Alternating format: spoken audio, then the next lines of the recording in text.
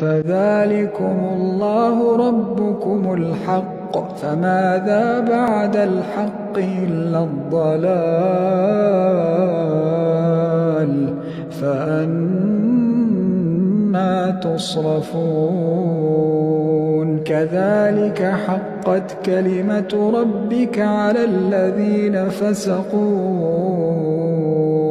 أنهم لا يؤمنون. قل هل من شركائكم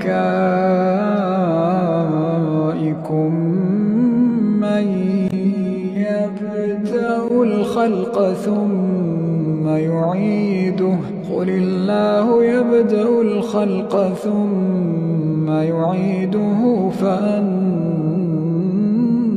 تؤفكون.